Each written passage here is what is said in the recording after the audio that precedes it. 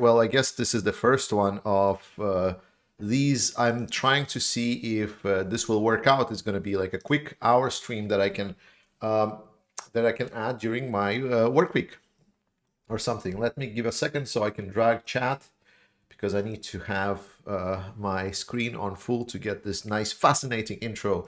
I will obviously link the music after the stream where it was, and I will drop you a link of the song in just a second.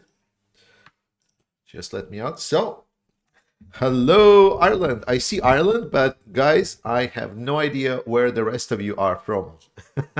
No, I actually do. Actually, I already started recognizing some of the names and so on. So I actually am starting memorizing, where you are from, guys, which is really fascinating. This is interesting because I've never thought, I didn't have a lot of friends on the social networks or anything like that. So for me, having like a lot of people as well, I'm sorry if I'm calling you friends, but I guess you are now. But yeah, I was really not expecting that I would have so many friends and moreover from all over the world. Now, yeah, where is this? And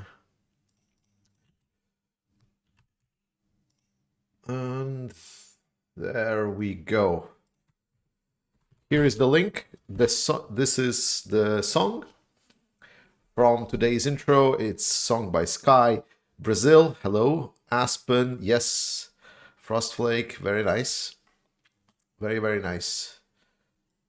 Netherlands, amazing. Cambodia, whoa. Uzi, Cambodia. Is it Cambodia or Cambodia? Oh my god, like I didn't mispronounce it again. I'm bad at pronouncing names. I'm pretty sure you that follow me constantly and watch my videos have already pretty much realized that pronouncing names is not something that is my strong side. My strong side is just talking some trash on camera, and then people are like, "Well, that's pretty good. I guess that works." No, no, I really enjoy what I'm doing, guys, and I'm Cambodia. Okay, England, yes, UK, Kiev 09. I am from Tuatapere. Tuatapere, is that a city or is it a country? I don't think it's a country. I'm pretty sure I knew countries. Finland. Oh, Finland. So many good memories. I've been in Finland once in the airport. That's unfortunately is my experience with Finland. But at some point, I am planning to get there. Hi from Germany.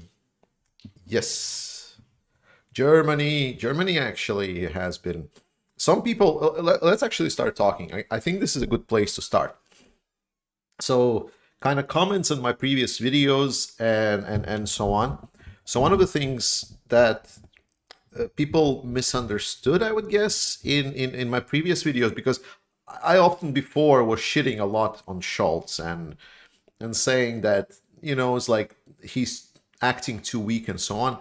Last time I didn't really want to shit on, didn't really want to wanted to shit on him. In the last video, I actually told you that whenever he was doing his speech, he was actually calling Russia what it is, basically a country that is threatening all of the Europe. So he wasn't really like sounding pro-Russian. It was more about the argument that he was still thinking that they can come back to the world that was pre-February 24th, which is kind of thinking that, oh, it was the good old days, but without kind of reflecting on the fact that the good old days is what had brought us to this point. Like even today, I saw some, I think there is a channel by, I think it was the Prime Minister of Finland, one of the previous Prime Ministers of Finland, or maybe a Foreign Minister of Finland. And he talked about, oh, we were wrong with Russia, right? He said that he was in Georgia during the 2008, and he was one of the Western leaders that essentially pressured Georgia into signing the peace with Russia. And he was reflecting on it and saying that, hey, that wasn't really nice, and I think I was wrong. The Baltics were right. we should have been a little bit more hard on Russia. And the interesting part was when he started talking in the video that I watched today, he started talking about China. And someone asked him a question: do you think we should reconsider how we are interacting with China? To which my instinctive answer was, well, firstly, because I'm old and I'm talking to YouTube videos. I always think about my granddad or someone who was always talking to the TV. So I'm guessing I'm already getting into that age when I'm talking to inanimate objects. So I instantly started yelling as like, yes, yes, like China is exactly the same thing, right? We really need to consider how are we interacting with autocratic governments, because whatever we are doing is really bad, because we're making them rich and then they abuse and rich and powerful, and then they abuse that power to trample on our democracy. And then he's like continuing his video. He was, Professor Stubb, no, I can find the name. Let me finish my rant, and then I'll find the name. So, and then he was like, okay, yeah, but I still think that we should negotiate. I still believe in cooperation. And I was like, no, do you never learn? Do you fucking never learn? And that was a very interesting moment from today, because his argument was that China is not Russia. The Chinese economy is a lot more intertwined with the Western economies. The Chinese economy is not just purely gas dependent, that it's a lot more complex in nature, and that he thought that China is not so, doesn't have such a knee-jerk reaction on the things that surround her. And to that, I would say, like, well, doesn't China has a knee-jerk reaction about Taiwan? I'm sorry, am I missing something? Like, doesn't China have some kind of a contested territory that we think supposed to be like deciding on our own? And then also like, oh, China is not that bad as Russia. Is like, yeah, isn't like Chinese authoritarian regime also suppressing the free speech and like civil rights of its population? And like, Jesus Christ, like a person that supposedly telling on his YouTube videos how much he has learned about how to interact with Russia, how to interact with the world, and he was so right. And it's like the next one in line comes, and it's exactly the same thing, exactly the same thing. That was just a kind of like a highlight from today. Let's put it this way. Let me see, who was it? Let me see.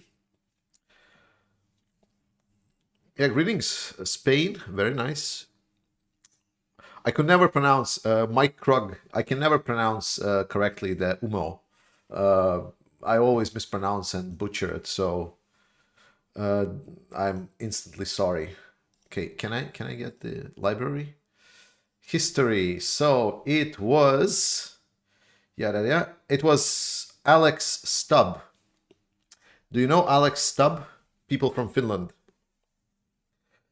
Tell me if it was a prime minister or it was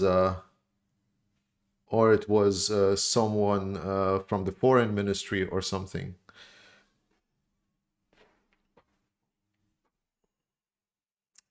Italy, yes. Former prime minister. Okay, great. There we go.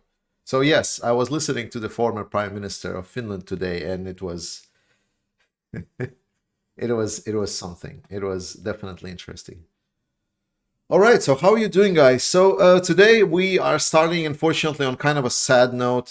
He was both. Oh, okay. So we're starting on a very sad note today because, as far as I'm aware, as far as my friends are saying, they had another wave of missile strikes by the Russia. The only messages that I'm getting about it from my friends in Ukraine are "fuck the Russians," which is, I mean, understandable. But the point is, by this point, I don't know. Like, someone said, do you think that Putin still believes that hitting missiles into civilian population will actually matter for people? Do you actually think that the morale of Ukrainians will fall? And I said, no, obviously not, because like I'm getting messages every day saying only one thing: we need to fuck up the Russians even more before they. And that's kind of, it's like, what else then? Okay, infrastructure in Ukraine is being damaged. Fine. But we already know, like some of the people say, oh, aren't you worried because like a lot of the Ukrainian trains are electric? While true, Ukraine has a huge fleet also of diesel trains, and they've been introducing a lot more diesel train lately. And secondly, army is autonomous. The whole purpose of army is always autonomous. Army is not trying to use a lot of electric systems to run their trains. I'm pretty sure the first one that switched from electric to diesel were the Ukrainian army, because I am pretty sure that's quite understandable that at some point some infrastructure that would disrupt railway network would be hit. So it's kind of, yeah, I don't think it's a big problem. One of the arguments that I heard was that, well, now a lot more needs to be spent on the civilian sector. So, for example, now more generators that are coming into Ukraine needs to be delivered to the civilian population. To which my answer is, do you even imagine how many generators are coming into Ukraine? Because if civilian population within Ukraine would not be hit, then the amount of generators coming into Ukraine wouldn't be that large. And even if army needed some generators, I'm pretty sure they could have been delivered. And even now, I am pretty sure that we here in the West are not really running short on generators. We are having plenty of those. I just checked in the shop, like I think it was yesterday, that the generators are available. I mean, some of them pricey, but all in all, if the generators needs to be sent, they will be sent. And we know that Ukrainian army more or less is taken care of. My friends from the front lines are reporting that they have received indeed warm clothes. They have received sleeping bags. I will get to the airbase. They received the warm clothes. They received the sleeping bags. So it's quite nice. So I have no idea what by this point is really Russia expecting from this? To be honest, like that's kind of the question for the whole war. What do they expect? I'm almost this close to touch on the subject of today's kind of stream, the winter season in Ukraine, but let me give a shout out. Raven, thanks. I'm set in a safe place here in UK. Least I can do is send a little thank you for all your efforts. Your channel has become main source. It was Starsky who got me here anyhow. Stay well and your family. There is no doubt Ukraine will be victorious. Thanks. I am pretty sure. Though, guys, I must be honest. I wanted to do a channel update as well on this. I'm having trouble with processing some of the payments right now. I will touch on it later on, but I'm having troubles. So if you really want to support Ukraine as fast as possible, use the donation links under my videos. If you're watching this video and recording, I will pin this first comment in the donation links. Otherwise, let me just post the United 24. So the thing is that in Denmark, you have a limit. You have a limit how much money you can process as a private person. For your supplementary income, and it was working for a couple of months, the supplementary income. So I was just getting the income as my private person, and I was getting it through, and then trying to sending it to Ukraine. It was more or less fine. I just paid taxes from it. However, now I've reached the limit. So by this point, I cannot really get any income as a private person. I already registered the company, but now I'm fighting the Danish banks, which is the stupidest thing ever. So I'm saying I'm a YouTuber. I'm literally just like, I need a Konto account that I can just send money in and then spread it out, send it somewhere else. That's it. Like, I just need a destination for my company. I need to link that this is my company's account. To which they say like, yes, yes, yes, but we don't work with this because like IT, it's not our business and so on. I was like, okay, okay, fine, whatever. So I called the government and I said, can you help me? Like, it's the stupidest problem ever. I essentially getting the income. I want to pay taxes, but the banks don't open an account of like an account for me. What is the problem? Like, why is banks preventing Danish government of receiving money from me? And to that they say, okay, I don't know, try some other countries' banks. That was their response, which is hilarious when you think about this. And secondly, that they said, okay, maybe try the application that is like, you know, like an online bank, which it doesn't have like physical location, because maybe you're just too small of a client for the banks to worry about the company account for you. I said, makes sense. So we have this application that's called Lunar, and I tried to apply for that application, and I said, thank you for submitting your company's details. We're going to respond to you as fast as possible. Our current waiting time is 8 weeks. I didn't know by that point if I should cry or something. So I'm thinking that maybe I will try to less kind of advertise donations to myself and more towards the United 24 platform, because this is a little bit dumb. Anyway, sorry for a little bit of a detour. Let's get back to the chatting and come live to Portugal. We need more people playing taxes. Yes, I wish, but Portugal, I think, is just way too hot for me. I couldn't live in Portugal. Revolut, yeah. I'm thinking Revolut apparently might also work, but we'll see. HSBC, yeah, doesn't work. Estonia is all digital. Yeah, but there is like there are some things that like you can open like a company in Estonia, but I'm not sure if you can get a bank account. I don't know. Anyway, guys, United 24 donations. There we go. You want to help me help United 24 until I sort my banking problems out. All right, let's deal with that. Perfect. So all things considered, let's talk about Saratov. So in Saratov, let me read. So there was an explosion in Saratov, and apparently 5 people got injured or deceased. That's what I'm reading right now.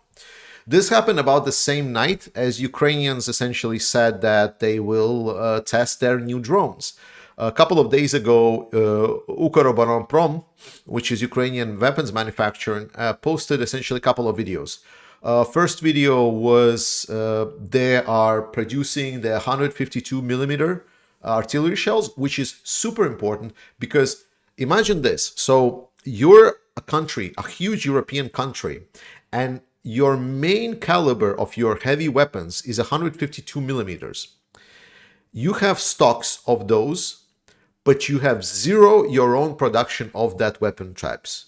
And then the country that's supposed to provide you this weapon types is actually somewhat aggressive and like treating you aggressively. And it's actually 8 years ago has taken part of the territory of your country. Question: would it be wise to consider making maybe some kind of a production of that ammunition? Maybe. That's the situation Ukraine got itself into, right? It got itself into the situation where they are using 152 caliber rounds and caliber guns, but they don't have enough ammunition. That's why after the war started, over the first couple of months, Ukraine literally ran out of ammunition. So by the mid-July, when was the heaviest losses by the Ukrainian army, when Ukrainians were losing all of the ground around the Kharkiv area, when they're losing the ground around Severodonetsk, Lysychansk, what happened was that literally Ukraine did not have any ammunition for their 152 artillery, which is like the main caliber, the main heavy caliber for artillery. It is stupid to be in a position like that, but unfortunately Ukraine ended up in that. So with the video today demonstrating that Ukra has decided to produce their own 152 caliber ammunition is great. That means that a lot of the trophies that Ukraine are going to get from Russia are going to be now supplied with actual shells to fire. This is good news. And second is what we started talking with. They demonstrated their drones a couple of months or a month ago. I think like when they started using Shahid drones, Ukrainian Oboronprom also came out as like, okay, we're actually learning a lot from the Shahid drones, how they're being used. So we're going to present our own drones. And they're going to be going far, far, far away, going to fly up to 1,000 kilometers from the launch position. And they're going to have a huge explosive warhead, basically nearly HIMARS-sized warhead, like it was 70-something kilos of explosives. So it's quite big. And as far as we understood, this was the beta test for these drones. One flew to the, one or maybe multiple flew to the, what was it called? The Engels air base. It is where the Russians are launching their major, huge, long-range bombers, and they're launching their missiles from those bombers from Engels airfield. And it was hit. We don't know the extent of damage, but apparently the same also happened around Saratov. So that was the second target. Obviously, there is no confirmation on that. There is no videos from it. There is no kind of any photos or whatever. But we can expect that it happened about the same time when they hit Engels. So yeah, I think it was Ukrainian drones. That's as easy as that. All right. Let's see. People have asked questions. Let me open the questions list. Unless you want to ask questions as well. There was a short video. Ooh, Suconimus. Let me then see the video. Give me a second. By the way, I really recommend Suconimus channel. Like, oh my god, I cannot pronounce his name. Like, is it only me that find his name really difficult? I really love his content, and I would recommend you all watching it.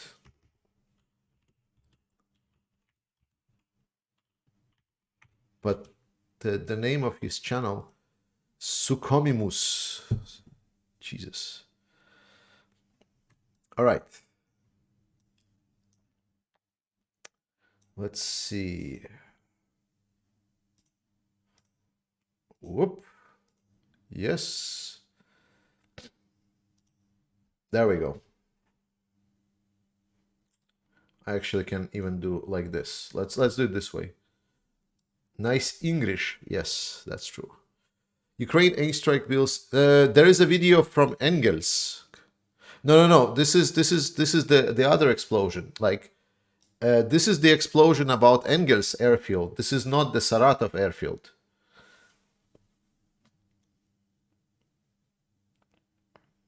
Sucomimus, yes. There were two explosions. Yes, there were two explosions. One explosion was this. The Suconimus is posting the Engels airfield, but there is also. Okay, I'm going to launch. Maybe there is multiple ones. Hey, look, advertisements inside advertisements. How amazing is that? Now you can watch Danish advertisements. Hello everyone. Amazing. Some rather exciting news. Ukraine has managed to strike Engels Air Force Base in Saratov, Russia. Early reports are saying that at least two... Wait, Engels is... Okay, I am completely confused now. Wait, is Engels is the same as Saratov, but there were two explosions. What?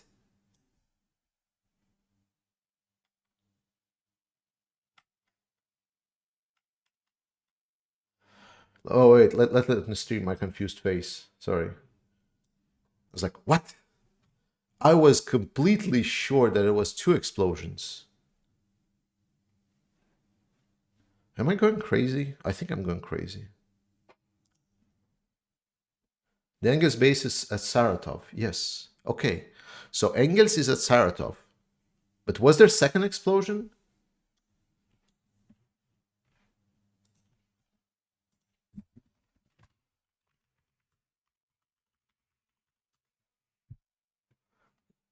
Yes, BBC. There we go. So I didn't go crazy. I was just, yes, okay. Fucking thank you. Okay, perfect. Yeah, because in my monkey brain, I thought that it was like, yes, it was Saratov and Engels, and it was like two locations, and it was two explosions, and I didn't realize that it was like one explosion in where was the second one then? So one was in Ryazan and Azan was in Saratov. Okay, I'm gonna show BBC map. Can I show BBC map here? No. See, two explosions. Yes, there we go. We have a map even. Yes, whatever. There we go. Oh, wrong one. Wow. So yeah, the Saratov, this is the Engels one, this the bottom one, and then the up one is the Rezan. Okay, perfect. Now I'm liberated myself. I'm going just half crazy. I'm not the best person to know Russian geography, by the way, guys. So sorry in advance.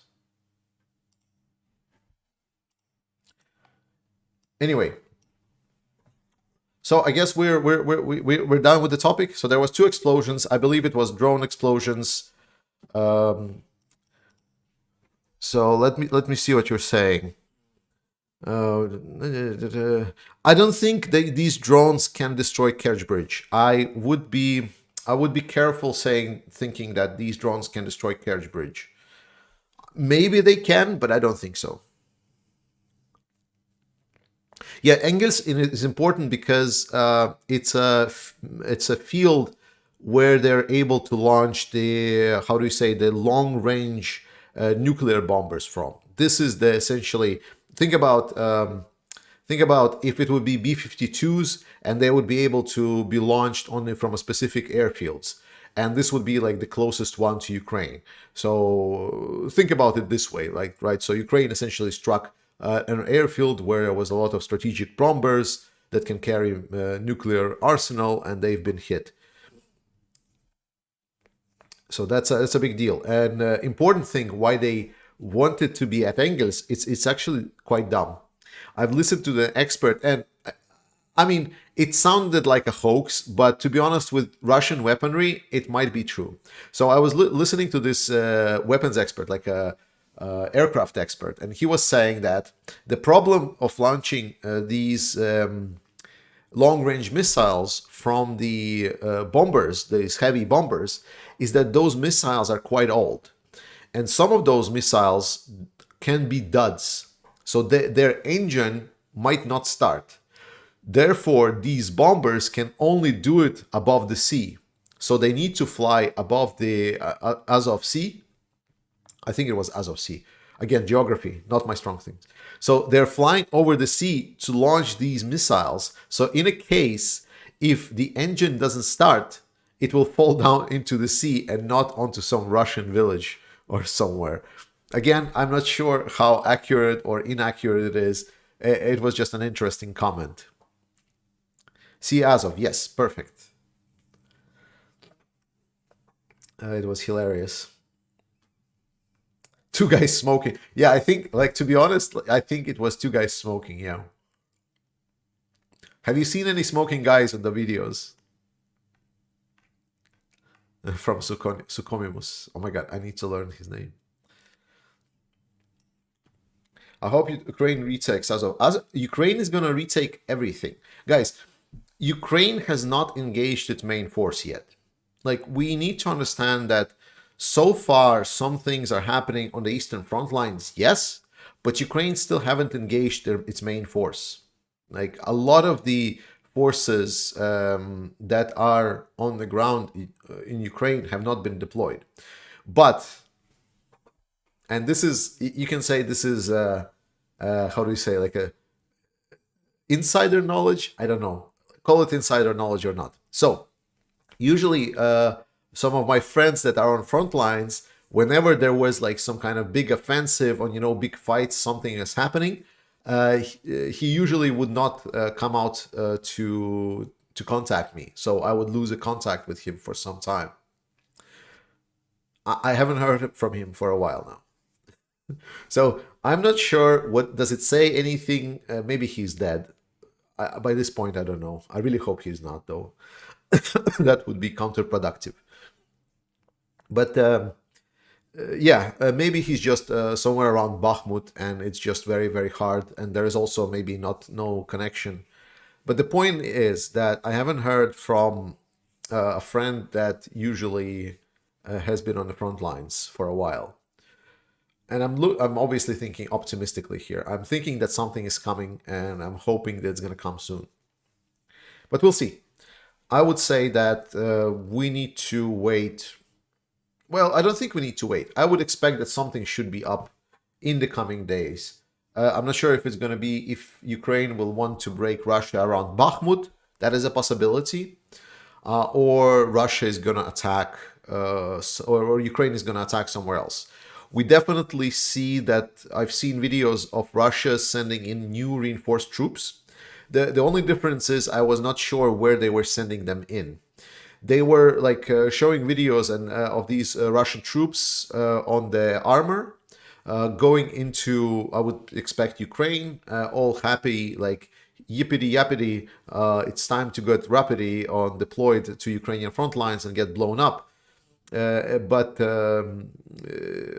it was showing that it was fresh troops.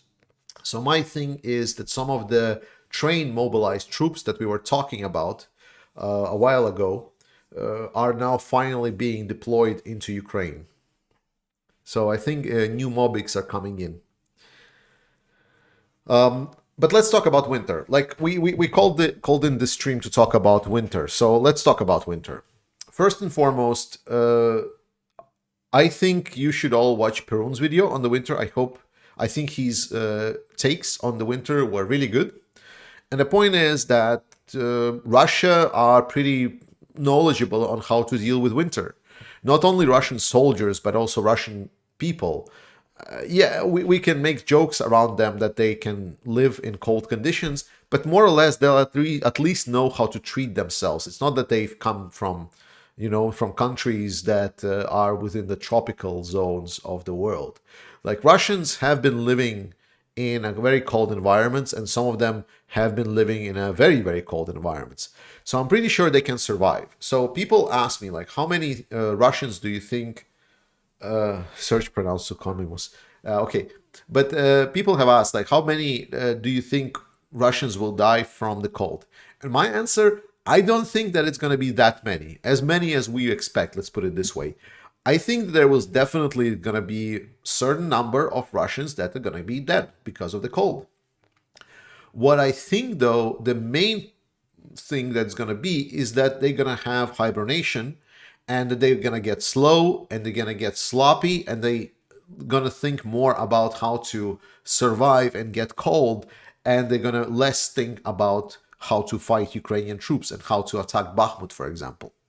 So I think that the ultimate killer during this week will still be Ukrainian army, but not the cold, despite the fact. White lightning. I hope Ukraine can hit the Kremlin while it's in session and Putin is there in person. Those obnoxious war propaganda people, Slimonova, Solovyov have homes and cars. They're military targets too. Yes, though we definitely see a lot of hesitation from the Western allies whenever Ukraine hits any kind of targets. Now, obviously, hitting like something like strategic bombers is a justifiable target, but U.S. is very, very jumpy on Ukraine using Western style weapons on the Russian territory.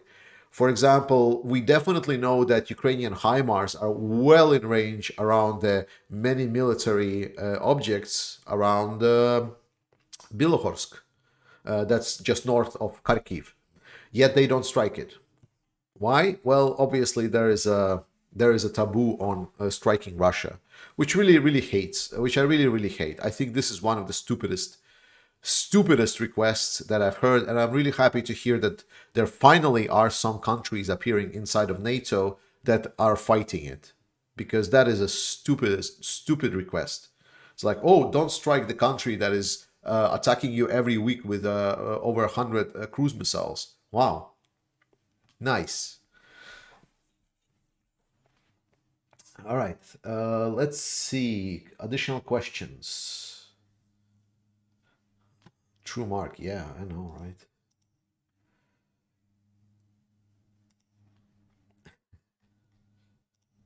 Let's see. Okay, Kellen Dunn asks, is Ukraine ready for winter? Yes. Both people from the ground are reporting that they are more or less supplied for the winter. They're still asking for, spare socks, spare boots, and so on, because you've seen the videos from the trenches, right? So even if you have like a pair of shoes, like a pair of boots rather, it still would be really nice if you had a spare in case of your shoes get wet, because even if you have those, that's just, it's always not enough. So I think yes, Ukraine is definitely ready, and what I'm hearing is good, but it always can be better. The best would be for Russian to get the fuck out of Ukraine. um, then continuing, what is the situation of Ukraine's weapons? I heard that about 30% of equipment are in need of repairs, especially Panzerhaubitze 2000 and Gepards from Germany. Okay, so Western artillery. John BBB, let me answer this. Is it a viable strategy for Ukraine to just wait until Crimea collapses due to insufficient resources? Uh, you mean if Ukraine cuts the Kerch Bridge? Yes, I believe Ukraine will try to do the essentially Kherson option in Crimea. Yeah, yeah. So the problem with the Western ammunition. So NATO doctrine, NATO fighting army, our main hitting force and our dominant force in the Western allies of NATO is air assets, air dominance. We have aircraft that can destroy everything. It's both our anti-aircraft, it's both our counter battery artillery, it is both our precision targets, logistical destruction, everything. Aircraft, aircraft, aircraft, aircraft. That is the backbone of the NATO military. Whatever Russia is thinking that they would fight with NATO, it would not be it. Like, what the only thing Russian mobics would see is like a black sky that is just darkened by the number of missiles shot from the NATO airplanes that they can never reach. And that is the big problem, because Ukraine is not a NATO army. They do not have the air artillery. Artillery on the ground that is available for NATO is not meant to provide sufficient cover. A lot of these Gepards or Panzerhaubitze or other artillery or anti-air vehicles are made to be essentially a layered last resort system.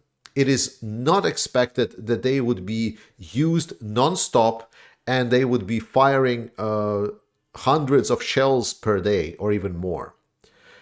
And a lot of these precision weapons, for example, Panzerhaubitze and so on, they say we have a perfect accuracy and so on. But the problem is they did tests maybe for 5 shots, 20 shots, whatever. With the intensity of fire of like 100 shots or more shots per day for every single weapon, the precision even of our Western style artillery drops significantly. Significantly. And a lot of these weapons are also quite, how do you say, very fragile in because they are not meant to work under such a load. They were not designed as a weapons to be on the front lines, to be the dominant artillery power that crushes the enemy artillery power. That was always the job of our air assets. So this is why one of the biggest things for Ukraine to get is not ATACMS. The biggest thing that Ukraine needs is a fleet of modern, or at least last generation, NATO aircraft, because then Ukraine would be able not just engage a little bit better air assets, but also engage a wide spectrum of tactics developed by NATO and applied by NATO to crush Russian resistance. That is why I'm really hoping that F-16s or other aircraft will be given to Ukraine at some point, and we're not going to end it up with MiGs and so on. This is especially funny for me because it's already been said that after war, Ukraine will be welcome to join NATO. What the fuck are you waiting for? Like, just give the weapons, let's get this over with, and let's get Ukraine into NATO. So that's the situation with Panzerhaubitze. Yes, and every third Haubitze, it's not only Panzerhaubitze. Panzerhaubitze were like the biggest ones. Panzerhaubitze, I've heard every third, and the others are about like 15-20% also. They need constant refitting. So now it's both like it's a flow of like weapons into Ukraine and weapons out of Ukraine for repairs. Like, many F-16s have been phased out. A lot of F-16s have been phased out. A lot of them are just standing there to be desired. And we know that Ukrainian pilots have already been trained. It's just about, yes, deliver. Planes to Ukraine won't work. They need too much maintenance. So, okay, let's do maintenance then. That I don't see the argument. If something needs, everything needs maintenance. Like, people said, oh, we shouldn't deliver so much different weapons to Ukraine because it will need maintenance. Well, now we established maintenance. Was it too hard? Now there's maintenance of Panzerhaubitzes and so on in Lithuania. It was established. Was it established? Nice. So we're doing it. Why cannot we do it with F-16s? What's the problem?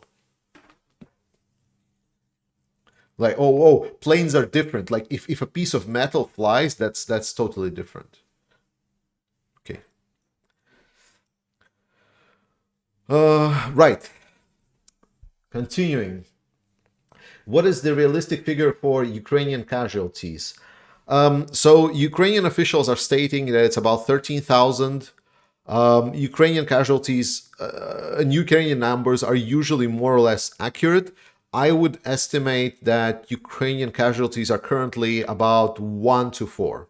I'm counting, so not 1 to 4, but about 20,000.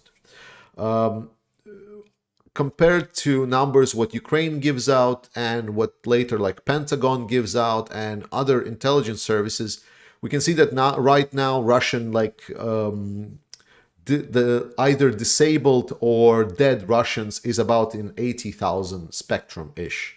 Ukraine says those are purely dead Russians, but a little bit that's pushing it. So right now we can say that it's about 20,000 Ukrainians that are disabled or dead, and about 80,000 Russian disabled or dead. That's my estimates for right now. I don't have any data beyond this. I pulled that number out of my ass, but that is what we see when we compared how Pentagon reports on the numbers and how Ukraine reports on the numbers, and what's the dynamic have been so far. Is the energy situation in Ukraine more stable now, and can Ukraine withstand more Russian terrorism? Yes, yeah, Ukraine can withstand everything. Don't get me wrong, Ukraine is going to be a hard winter, but Ukraine can withstand the Russian attacks, and we are supplying Ukraine with whatever they need. The F-16 is a bad idea for Ukraine. Gripen would be a better choice. Agree, but think about this way: how many like F-16s are there made that can be just delivered, and how many Gripens are there? Gripens would be better. I agree. Don't you think it's dangerous when NATO says he will join war if Fru uses news? I mean, would it be better for Putin to be defeated by the NATO than the UN?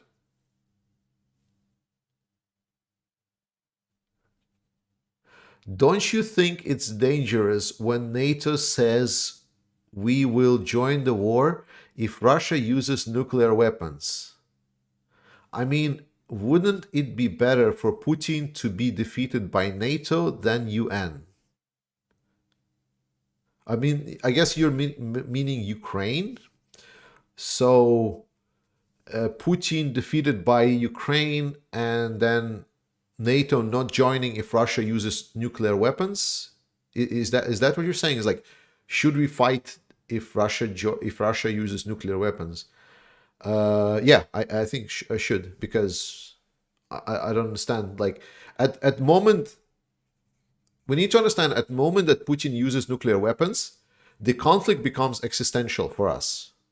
For us, like, at all.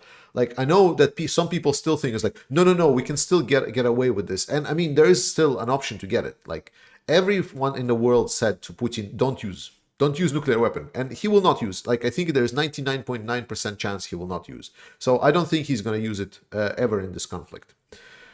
He's going to lose it and so on, but he's never going to use nuclear weapons. Secondly, if he does, then he's a dead man, and at that moment, it's just the time for the Russia has ended. By using nuclear weapons, it is up to us to end Russia. That's it. I mean, the Russian government. Like, let's not make it like this. We're going to destroy all the Russian people and so on. No, at that moment, the response should be swift. Ukrainian invasion should be ended as fast as possible by NATO forces. And then if Putin continues using nuclear weapons, then Putin and his regime and Russia needs to be ended. And NATO has the capabilities. I already talked about this. And there is nothing, literally nothing Russia can do. Whatever you thought about nuclear war, that it was like in the 60s, 80s, like, ooh, missiles fly, ooh, choo choo, all gets destroyed. No. NATO has a lot of capabilities to destroy shit. And I'm pretty sure almost none of the Russian missiles will be able to lift off even. Mark Magera, it would take 3 years to get mothballed F-16s airworthy for Ukraine. Look how long it took the Saudis to get theirs. It seems like... yeah, but we also in a little bit on a rush now. Like, there is a little bit of pressing matter, Mark, so... Not completely comparable situations, let's put it this way. It seems like an invitation for Putin to use nuclear weapon. Like it's a suicide button for it. What are you talking about? Like, as soon as he essentially, like, the general button, as soon as he said, like, use nuclear weapons, it's a death sentence for him. That's it. Like, he's not a living person anymore. That's not an invitation to anything. Every world leader has already told Putin, if you use weapons, nuclear weapons, you're done. Like, you're done. That's it. Like, it was no uncertain terms. So there is no invitation at all. Like, whatever you're seeing is not there. You're dreaming. Bogdan says, is it anywhere more likely for armed forces of Ukraine to get anti-air defense than planes properly? Will it have an impact on increasing percentage of Russian missiles that are shot down? Yeah, I mean, like, the point of air defense works best in layers. But we also need to understand that yeah, like, a lot of the older NATO air defense can be refitted, like, such as Hawks. Hawks would be amazing right now. It's like the predecessor to Patriots, whatever. If those Hawks would be supplied in a significant quantities, that would be helpful. Like, even Avengers, the Humvees with like 8 Stinger missiles mounted on them. That's literally the Avenger. If it would, like, right now, US sent 4 of them. 4, not 400, 4. So needs to be the quantity. Like, what is missing right now the most is quantity. So Ukraine, the weapons, the air defense systems that are being sent is nice. I mean, Iris-T, fucking amazing. Hits 100%. It's just one complex. It needs just more. Yes. US is sending Avengers, yes. Avengers assemble. Yeah, yeah, yeah. All of that. That's like sending Avengers is inviting Putin to use nuclear weapons. What are you talking about? Okay. Oh, so people ask. ML Hardin asks, how much time do you think it will take for massive Russian casualties from an extreme cold to start showing up? As I said, I don't expect massive casualties to start showing up from the cold itself. Do you believe that Ukraine will allow Russian troops to continue to be in Transnistria when this war ends? This is totally up to Moldova. Moldova has requested Russians to withdraw. I think once the Russia starts going into turmoil, these troops will be removed. Yes. Yes, that's the answer. For those of us anchored, Elizabeth McKinley asks, for those of us anchored in Western Hemisphere, what can we do that will be more beneficial for the people of Ukraine? Pressure your politicians to send more military aid to Ukraine and donate to Ukrainian military. Best negotiating power in this war. Ukrainian military are professionals in negotiations with Russians, and we're going to end this in a peace talks. They're going to make sure of it. John BBB, I don't think Turkey will let Ukraine into NATO. Erdogan likes having Russia to play against the US. So far, the only countries that didn't want Ukraine in NATO were Germany and France. So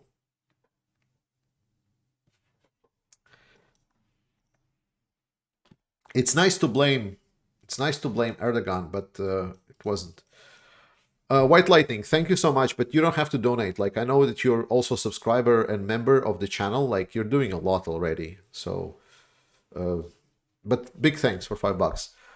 Doesn't Canada and a few other countries also have F-18s that are being phased out? Those will really tear up Russians badly. I'm not sure about F-18s. I've read about, like, there was a thread by some military analysts, and they were describing, like, which of the planes would be really good for Ukraine. And I cannot just remember what they said about F-18s. But they said the two that would be the most beneficial for Ukraine, number one would be Gripens, and number two would be F-16s. So that's where I'm taking my understanding about it off. I am not completely sure about F-18s, how useful or not they would be. So sorry. Maybe chat can explain.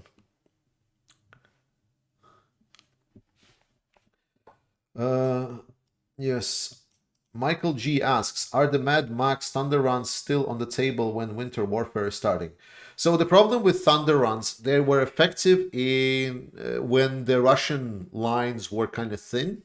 With newly mobilized troops, the Russia just have the density of the lines, and it's just a lot more people.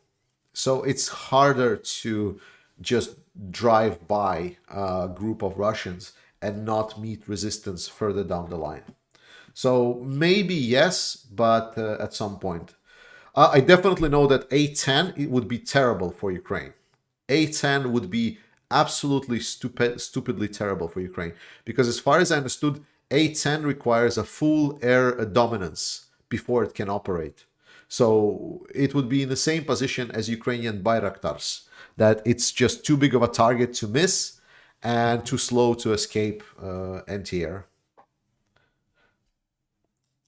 Correct me if I'm wrong.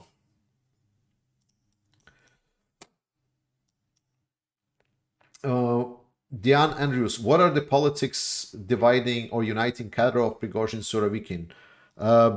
They like power and money. That's what uniting them. What is dividing them? I mean, not really much. I mean, Kadyrov and Prigozhin, seemingly they already kind of more or less agree on how to split Russia once Putin is gone, but they still are dependent on Putin's regime to handle power to them after himself. They cannot just overthrow him because there are still moving pieces that are not in favor of them. Germany will send 7 Gepards. Depressive Romania had 30-40 Gepard. We should have sent all of them, and we could buy more recent. For fuck's sake, they need any air defense in more than quantity of 10. Yeah, I mean, like that's the argument. Like Bogdan literally just put the number. Like just more shit. Like Ukraine just need more shit. Ukraine is a huge country. It's very hard to imagine even just how big a country Ukraine is until one travels it and so on. Like for me, it was just stupendously large. So when you start thinking about, oh my God, that is a huge country. So when you start thinking, it was like, so wait, so there's like only 10 like anti-air systems that are being sent. Like Ukrainian front is like from from Gibraltar to Brussels. That's the length of the Ukrainian front, and you're sending like 10 anti-air vehicles that or 4 anti-air vehicles. That's not enough. That's nearly not enough. Ukraine just needs more shit. That's it. Like anything, just more, more, more, more. Is there any clue who will replace Putin and how soon? No. Like, let's ML Harden. There's plenty of conspiracy theories that people say, "Oh, I know this for sure," but we don't know. We don't know. How do you feel about you? We definitely know that the people that can deliver Putin gun is armed forces of Ukraine. So supporting armed forces of Ukraine is the way to go. That would be the safest bet. How do you feel about Ukraine getting high altitude bombers? Would it change the war? Russia has high altitude air defense. So the problem is that Ukraine doesn't have a lot of ability to suppress a lot of the radiation installations, such as like a Russian analog of AWACS and so on. So unless it's B-52s or something, I don't think so. Or was it like B-21s? That's the new one. Yeah, give that to Ukraine. The battlefront is equal to the length of U.S.-Mexican border. Hey, that's a good comparison. Thanks, Mark. That's a very good one. I will take this one. So yeah, so the border with U.S. and Mexico. There we go. Phil Upson asks, are we there yet?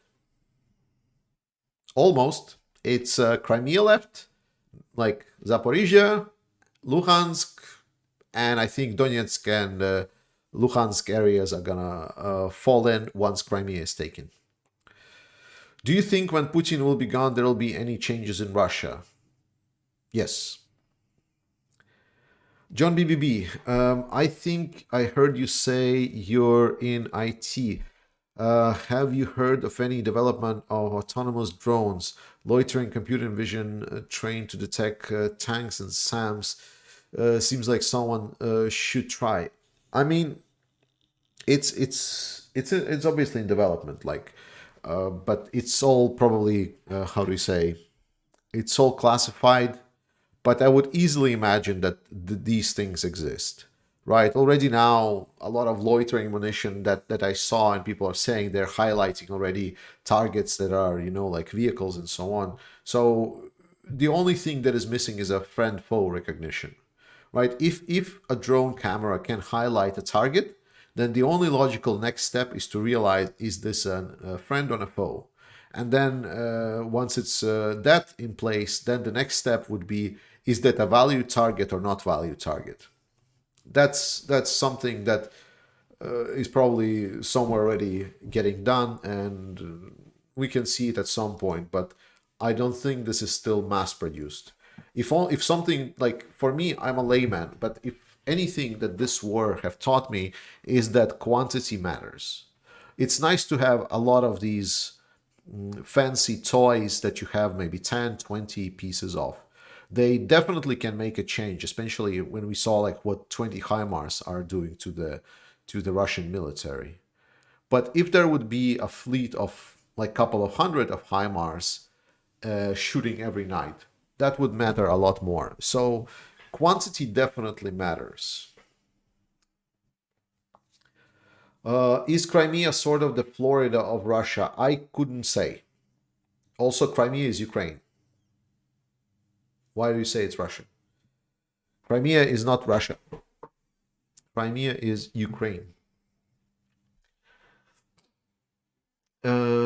Ukraine strikes on Russian air bases. Yes, it does. Raven7 asks, I heard today that Russia is trying to spread campaign of distrust and fear in Poland.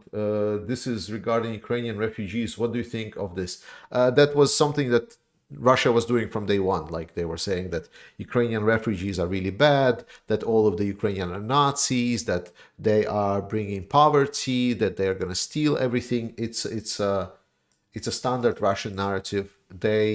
They are projecting what they are to what Ukrainians are. So they're just projecting themselves onto Ukrainians.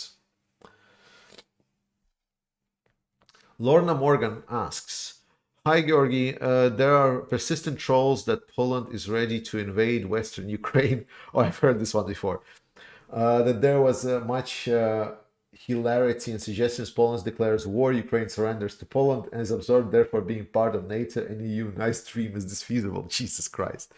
Okay, this is so freaking dumb. Okay, obviously, no, Poland is not gonna annex Ukraine. That is not gonna happen. Though, with how Russia does things, I think Poland should annex Russia. Like, I mean, was it Czechia that already annexed the Kaliningrad Oblast? That they said, like, what is it? What was it called? Oh my God. What was it called? The Kaliningrad Oblast in Czech? Czechia.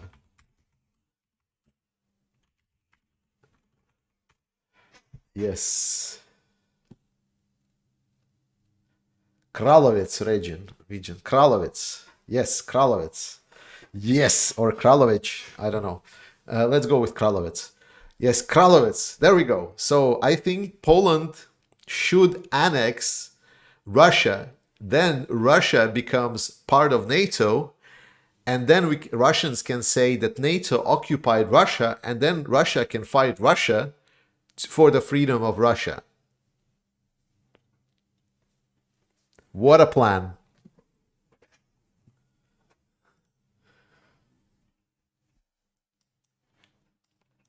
Okay, and we're out of the predefined questions.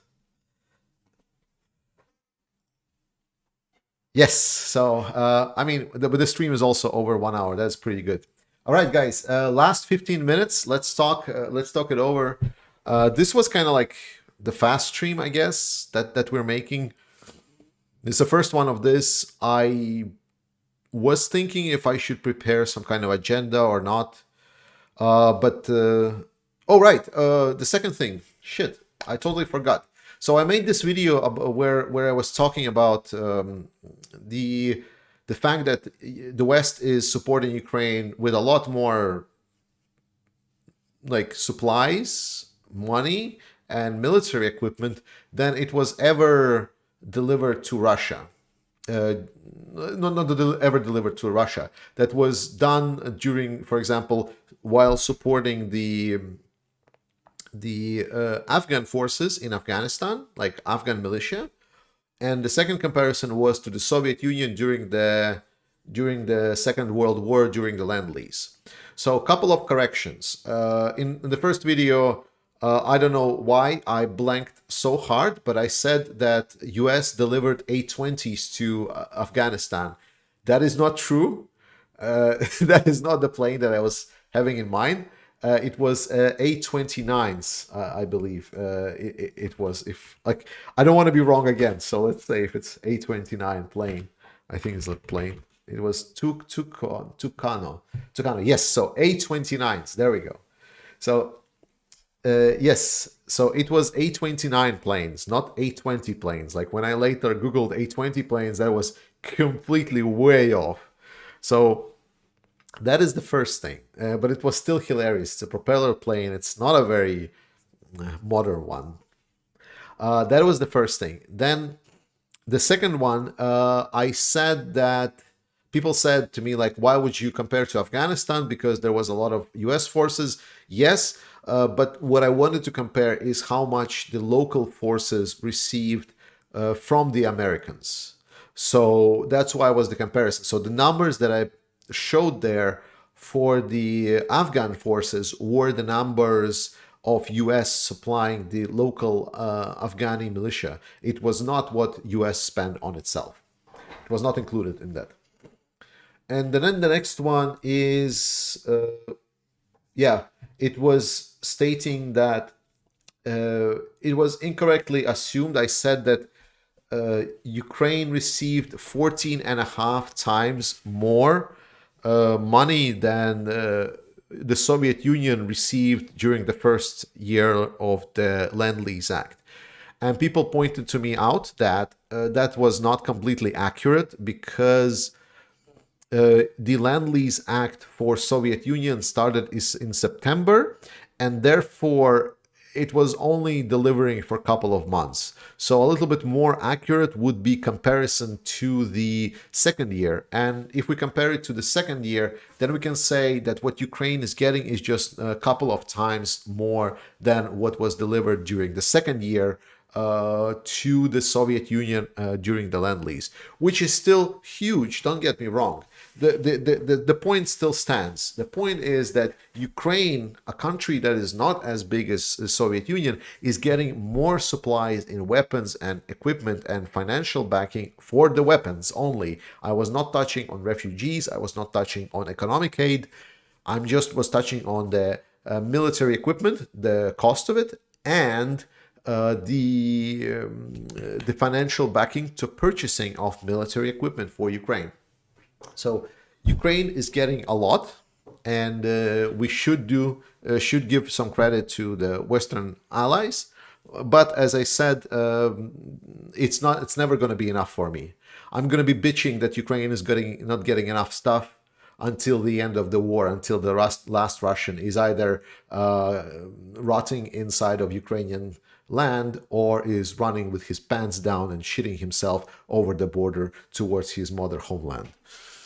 That's my perspective on the war. Robert Silverback, my wife is pregnant again. Congratulations. Where have you been the last 60 days in Europe?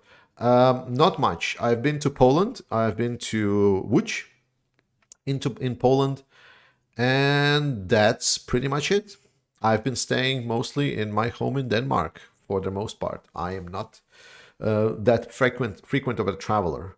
I mean, maybe once this war is over, and if any of you will still stay at my channel, and I will be able to earn some money on YouTube, maybe then will be able to use YouTube as my main job in the world. We'll see. Who knows? I don't know. Visit every one of you, have a drink, and so on and so on. Celebrate the victory. We'll see. It's too early to say. Let's wait until the armed forces of Ukraine win this. Oh my god, I'm butchering names, sorry. But what do you think the chances of RU invading Baltics? Yeah, it's zero. Like, Russia has shot herself.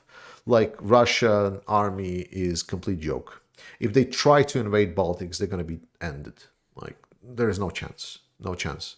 And Russia knows this. Like, someone says, like, oh, Georgie, but it's like, it's Russia wants to like, for NATO to fight it and so on. It's like, Russia is afraid that NATO is going to attack Russia. We should give Russia security guarantees and so on. Guys, Russia knows perfectly well that NATO is never going to attack Russia. Like, if Russia would ever consider that NATO would attack, it would not pull all of its forces from the western border with the Baltics and the Finland to send to Ukraine. Russia would not do that because it's such an opportunity for NATO to strike while Russian forces are occupied in Ukraine. Oh my God.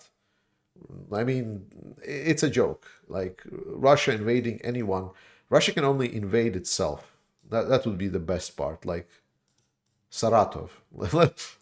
Let Russia invade Saratov. Maybe they can find the smokers there that blown up a couple of planes. You think the new drones for Ukraine are operating and striking deep into Russian territory? Yes. We've got puke bins, but brigades slowly trickling in. Lucas Lee, we've got puke bins, bot brigades slowly trickling in. You mean Russian bots? Yeah. Thanks. I mean, like, I've been on the banning spree lately. There's so many of them. I'm always thinking about like if should I leave them or should I not, like especially the funny ones, you know, there was like, oh, lies, like, oh, when will you ever stop lying? It's like just oh, I mean, they're hilarious, but they're just distracted. They're distracting because they say something funny once, and then like the next message they're studying like yada yada yada, Putin propaganda, and then like there's like 15 pages and like people saying, "Wow, what an asshole! What a stupid YouTuber this guy is that cannot even ban someone that is so obviously Russian troll." Did you see any Z propaganda in Poland? No. No, I have not seen any Z propaganda in Poland. I did see a couple of tanks heading for Ukrainian borders, and I've seen some of the convoys with military equipment that were around the, how do you say, like a resting parking. Like, so apparently they were just sleeping, whatever. So like there was like a lot of police and like a lot of military trucks chilling. I guess they were taking a longer trip. So I've seen a couple of tanks being transported and so on. That I did see. That was pretty cool. I really wanted to take a picture of it, but I didn't get to pull my phone out. Ukraine needs to hook up with Japan and South Korea and rebuild nukes together. South Africa and Israel did this successfully in the past. Not a bad idea. Olena is writing, Ukraine was developing Vilha 2, Vilha and Khrim 2 rocket systems with 130 kilometers and 500 kilometers respectively. Did not launch in mass production before the war. Western money could help build this. Yes, especially Khrim 2 is a ballistic missiles. That would be really, really strong. Like Khrim 2 is a very, very interesting one. What do you think about what former Colonel Douglas McGregor says on YouTube? I think he's getting hard by looking at Putin. I already made comment on this. So this Colonel McGregor dude, like if you start looking into history of what he was saying, so he's one of those people that thinks that Russia is such a great nation and everyone in European continent should bow down to the great and mighty Russian Empire that it is, and that Russia is completely unstoppable, and it should be essentially bowed to, and only asking, like whenever Russia tries to invade you, is not to ask you like, oh no, Russia, stop, but only ask Russia how deep you want to go this time. That's the Colonel Douglas McGregor. So with all respect, fuck him.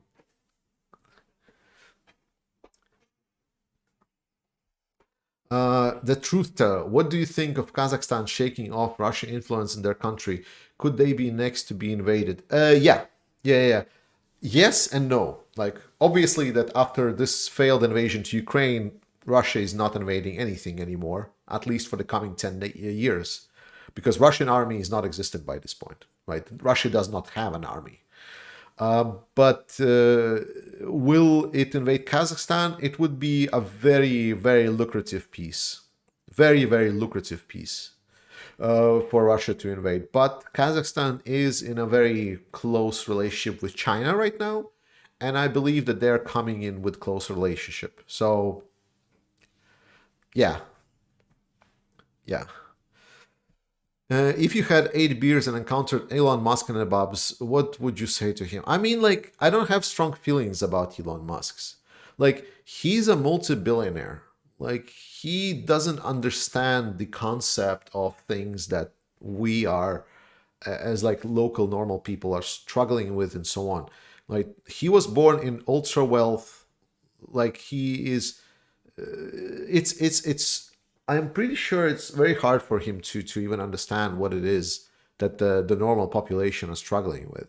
So I don't know. Like, to be honest, I have nothing to say to him. Like, he is a big talking point for people to discuss, but those talking point peoples have been as long as I remember in my life. When I was little, it was some of the fashion models or something else. Then it was some kind of there was like some politicians that people like to talk about and they were popular, but it was always someone, it's like Gossip Girl. Like, well, I haven't seen the series Gossip Girl, so I don't know, but it's like gossiping. It's like talking some shit about someone that does something that you don't. I don't know. It's like he does what he wants. Like he can allow itself. He has a shitloads of money.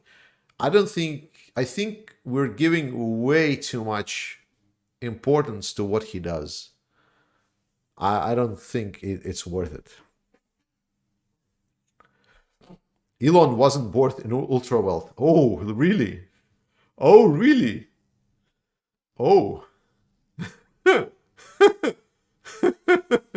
okay. Okay. Yes.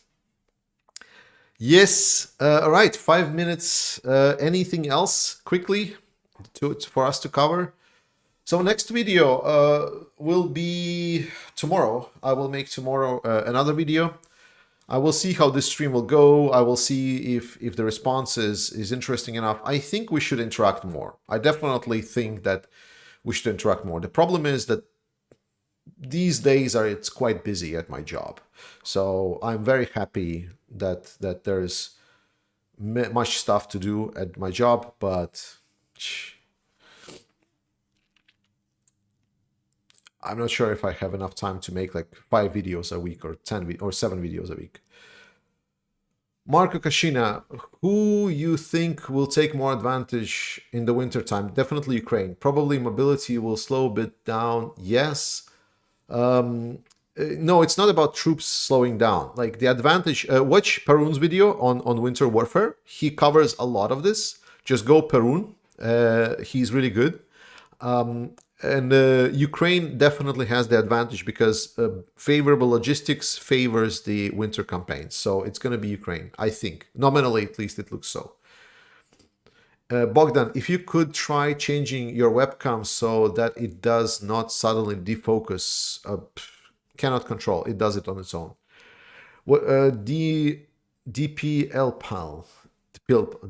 I'm sorry, I cannot pronounce your name, man. DPLPAL, I hope.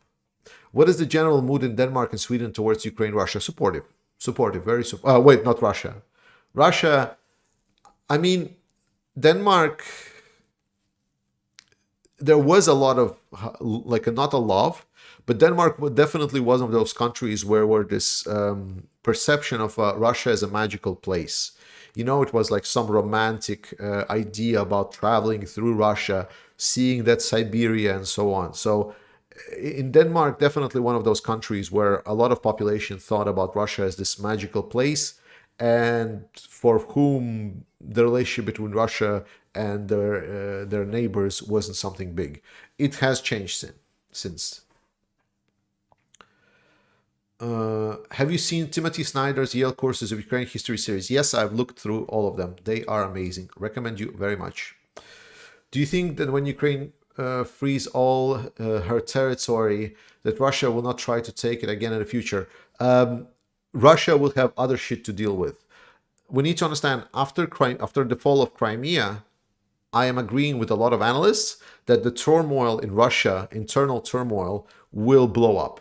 That Russians will start basically eating at each other by that point, and it will be like fall of Crimea is basically a sealed deal for Russian loss, because after that there might be still resistance. They will still maybe try to fight, but at that moment the defeatist mood will settle inside of Russia, and that is going to be devastating.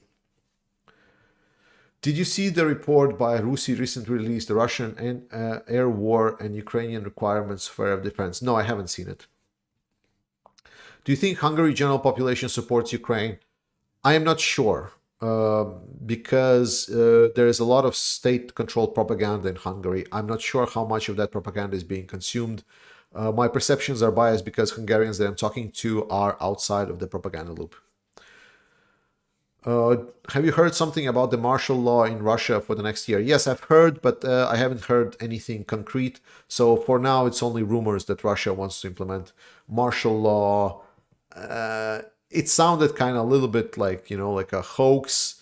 So I'm waiting to report on it. What about transporting some of the armed forces of Ukraine to trains to the Baltics, which then can capture Königsberg? You mean Kralowitz? Please use the correct names. Can capture Kralowitz. Maybe there are some Lend-Lease nukes. I'm not sure. Like, we can always ask representatives from Czech Republic to see how well they're doing. What? Oh, oil price cap. Okay, this is a good topic. This is going to be actually the last one I'm going to talk about. So $60 oil price cap. People ask, why would we implement $60 price cap if Russian oil is being traded lower than that? What's the point? And the point is that supply and demand. If the price of Russian oil is going to be super low, then a lot of Russian oil can be bought. So Russian oil will be bought at significant quantities. And we need to understand that if you sell a lot of something, even with not a lot of profits, you still get a lot of profits. I know it's not a logical thing to consider, thinking that's like, yeah, we should just, the ideal situation would be nuking Russian oil. But that is unfortunately not something that a lot of the countries within EU want to do. But $60 is a kind of very nice balance. Even US wanted it to a little bit higher, because this still doesn't influence the oil market that much. Basically, why would you want to buy American oil if you can buy Russian oil very cheaply? So think about it this way, right? So EU and US says, we're not going to buy Russian oil. We're going to buy it only at least for $60. To which China and India says, we're going to buy your oil for $61. And that would mean that instead of buying oil from Saudis or from US or from some other countries, they are taking oil that is cheaper because it is Russian and it's abundant. So there is a lot of economic ideas that are behind not putting the oil cap too low. At least this is the analysis that I've heard, and I think it's kind of sound. And while it does not reduce the trading potential for Russia, it prevents the super profits. So the whole point of the oil cap for Russia is to reduction of the super profits of the prices of oil if it goes too high. So even if the oil prices go way higher, like they're going to start being around 80, 90 and more, Russian oil can be still bought for 60. It will still not result in a mega profits for Russia. That's pretty much it. Russia has the blueprint of how much Ukraine's power grid built during USS targeting missiles by map. More transponders replace them with dummies. That's already being done. Moreover, there's been a lot of actual physical barriers built. So like people are just essentially dumping dirt in front of these generators and like trying to surround them with dirt walls just to prevent. So there's a lot of things that is being done. But sometimes it's just harder. Yes. All right, guys. So first stream, not as short as I was thinking. I was thinking we're going to be over in an hour, but I guess it was something. Tell me how you liked it. See you. Gonna miss you all. See you next video tomorrow.